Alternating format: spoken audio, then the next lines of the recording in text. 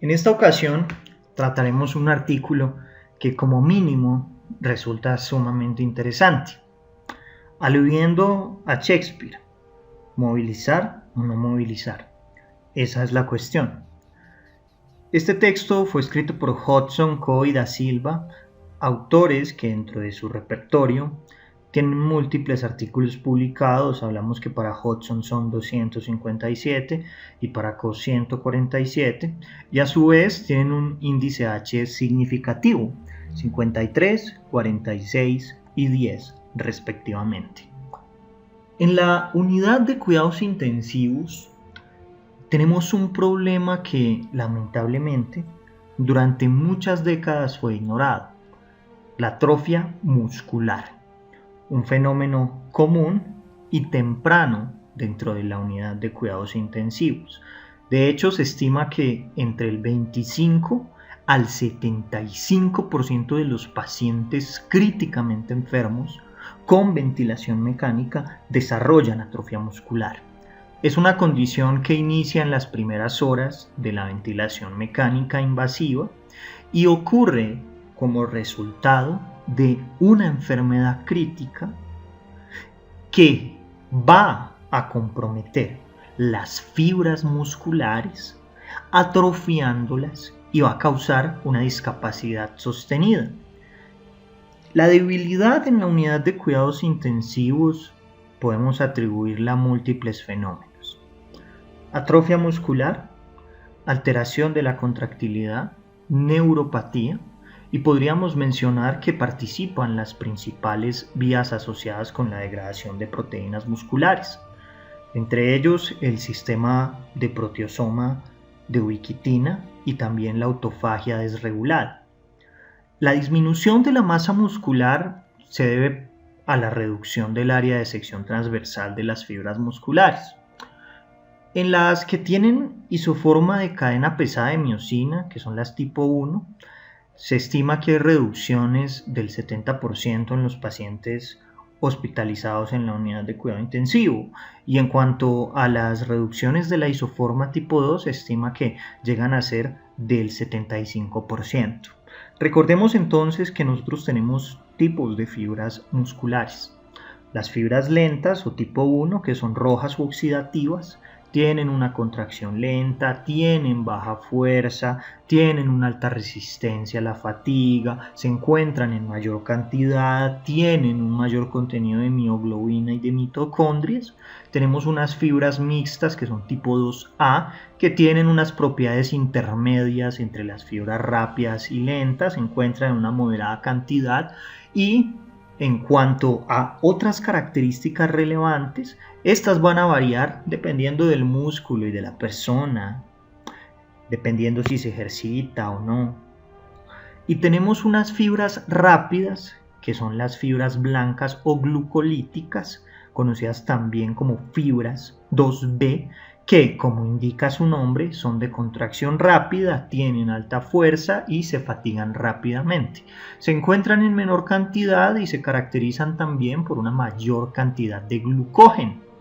Resulta que en los pacientes con atrofia muscular en la unidad de cuidados intensivos hay un cambio en las isoformas de las miofibras. Las miofibras lentas, que son las tipo 1, empiezan a convertirse en miofibras rápidas, que son las tipo 2. Además de que también empieza a ocurrir una desorganización del sarcómero y hay una pérdida de la miosina. Tenemos una disminución de los filamentos gruesos, un cambio en la sensibilidad del calcio, por lo cual se empieza a requerir más calcio para poder reclutar un número adecuado de puentes cruzados. Todo esto, evidentemente, genera atrofia muscular. Durante mucho tiempo se ha recomendado la movilización temprana para poder mitigar el riesgo de atrofia en la unidad de cuidados intensivos. De hecho, esto se recomienda en al menos 7 directrices internacionales y es una estrategia de gestión que ha recibido un amplio respaldo por parte de los clínicos. ¿Por qué? Debido a que se cree que la movilización temprana reduce la duración de la ventilación mecánica y también el delirio. Recuerden que el delirio aumenta la mortalidad. También se cree que la movilización temprana mejora la recuperación funcional. Sin embargo, cuando nosotros analizamos este problema de fondo, debemos preguntarnos algo, y es, ¿realmente la evidencia respalda la movilización? ¿Qué dicen los estudios? ¿Qué naturaleza tienen los estudios? Porque resulta que gran parte de la evidencia a favor de la movilización viene de estudios piloto, estudios de fase 2, estudios observacionales y también proviene del consenso de expertos. Pero entonces, ¿nosotros por qué somos tan apegados a esta recomendación? ¿Es para todo el mundo? ¿No es para todo el mundo? Desde hace varios años se ha implementado el paquete de atención A, B, C, D, E, que hace referencia a despertar, también a las pruebas de respiración espontánea diarias, la elección de la sedación, evitando en lo posible las benzodiazepinas, el monitoreo y el manejo del delirio, la movilidad temprana, la ganancia de fibras y masa muscular y también el rol familiar, porque algunos autores lo prolongan hasta la F, y esa F hace referencia a la familia. Pero resulta que antes de movilizar un paciente nosotros debemos considerar el nivel de sedación y delirio. También se debe considerar la experiencia del clínico y la disponibilidad de equipos de movilización específico. En la literatura, la principal barrera reportada para la movilización temprana es la sedación. Nosotros diariamente debemos hablar con nuestro equipo, con los terapeutas físicos, para poder saber qué tipo de ejercicios va a realizar el paciente y también para nosotros decirle cuál es el nivel de sedación de nuestro paciente y qué ejercicios creemos que podrían ser pertinentes dentro del abanico de ejercicios que recomienda terapia física. ¿Qué es la movilización temprana? La movilización temprana básicamente se define como una intervención de ejercicio basada en un enfoque reproducible y fisiológico.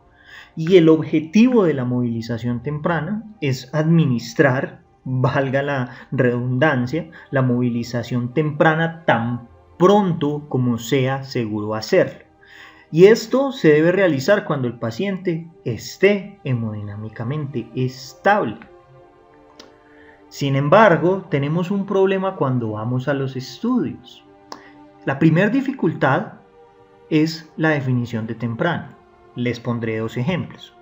El estudio TIM, publicado en el año 2022, que fue un estudio con 750 pacientes, documentó que la duración media desde la admisión a la unidad de cuidados intensivos hasta la randomización fue 2.5 días. Y la evaluación para la movilización activa temprana ocurrió en el primer día de la randomización en el 86% del grupo de intervención. Ya hubo un retraso de 2.5 días. Patel publicó otro estudio en el año 2023 con 200 pacientes, donde definió la movilización temprana como cualquier tipo de movilización, tanto pasiva como activa, que ocurría dentro del primer día. Miren que entonces ya empieza a existir una discrepancia en cuanto a la evidencia, porque los estudios definen movilización temprana de manera distinta. No hay un consenso temporal. La segunda dificultad es que el término movilización es muy amplio. Puede comenzar con ejercicios pasivos, puede comenzar con ejercicios activos, se pueden utilizar ergómetros de ciclo, mesas inclinadas o estimulación muscular eléctrica. En ocasiones se utiliza una combinación de ejercicios y de equipo. También estamos hablando de que dentro de la movilización entran los ejercicios funcionales como ponerse de pie, sentarse, caminar, entre otros. Y por otro lado tenemos una heterogeneidad en el efecto, porque la movilización temprana se compara con la atención habitual y la atención habitual varía según la institución en cuestión. Hay una dificultad en cuanto a la dosis de movilización.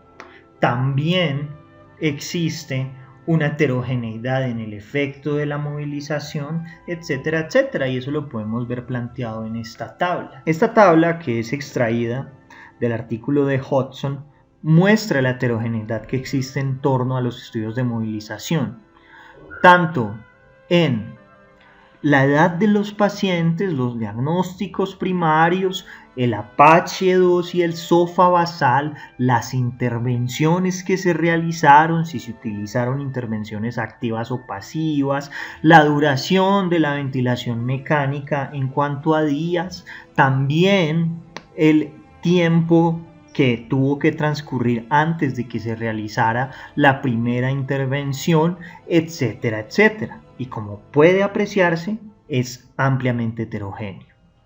Debemos mencionar algunos estudios muy puntuales. El de Patel del 2023 y el TIM del año 2022, publicado en noviembre en el New England Journal of Medicine. El estudio TIM tuvo como objetivo determinar si la movilización temprana reducía la debilidad adquirida en UCI, mejoraba la supervivencia y reducía la discapacidad. Fue un estudio clínico aleatorizado, 750 pacientes bajo ventilación mecánica se dividieron en un grupo de movilización temprana y en otro grupo de cuidado habitual. La movilización temprana tuvo algunas intervenciones importantes a enunciar, como la minimización de la sedación, una actividad escalonada luego de la randomización con terapia diaria, y el grupo de control fue según el protocolo de la institución de ellas. En cuanto a los resultados principales, no hubo una diferencia en días vivo o fuera del hospital a los 180 días. Para el día 180, se había producido la muerte en el 22.5% de los pacientes del grupo temprano y en el 19.5% de atención habitual. Sin embargo, no fue estadísticamente significativo. No hubo diferencias en cuanto a calidad de vida, actividades diarias, discapacidad, función cognitiva o psicológica. Una mayor incidencia de eventos adversos en el grupo de movilización temprana, incluyendo arritmias, alteración de la presión arterial y desaturación, y esto fue estadísticamente significativo, 9.2 versus 4.1%, con una P de 0.005. Este estudio básicamente concluyó que la movilización temprana no aumentó significativamente los días vivo o fuera del hospital, además de que se asoció con más eventos adversos, esto en pacientes ventilados.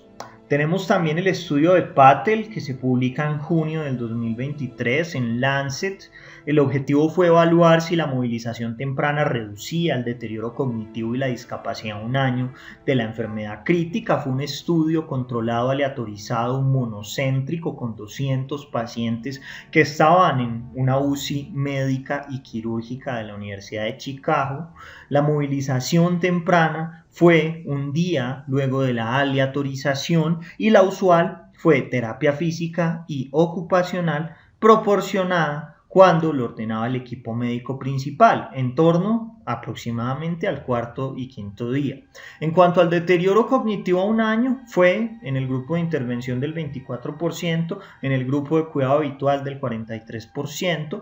En cuanto a otros resultados, se encontró una menor debilidad adquirida en el grupo de intervención y también puntuaciones físicas más altas en calidad de vida en el grupo de intervención. Hay una revisión sistemática que evaluó los efectos de la movilización temprana en la recuperación funcional a los 6 meses. Esto lo voy a mencionar antes de que analicemos este forest plot. En la revisión sistemática que citan dentro del artículo principal que estamos discutiendo, se encontró que había una probabilidad del 75% de que la movilización temprana esté asociada con un aumento en los días vivo y fuera del hospital a los 6 meses. Está asociada con una probabilidad del 95% de que haya una mejora en la función física a los 6 meses. Está asociada con una probabilidad del 66% de incremento de los eventos adversos. Y está también asociado con una probabilidad del 72% de que haya un aumento de la mortalidad a los 6 meses. En este forest plot podemos apreciar que cuando se pondera la evidencia en general, no es factible, al menos en cuanto a días vivos y también días fuera del hospital hacia el día 180, de hablar con propiedad de si la movilización temprana es superior a los protocolos habituales, no es factible. Y nosotros entonces podríamos concluir todo lo que hemos estado enunciando en que no existe una respuesta sobre el tipo, el momento o la dosis de movilización temprana. Sin embargo, la movilización temprana debe ser considerada, pero no tenemos una respuesta basada en la evidencia.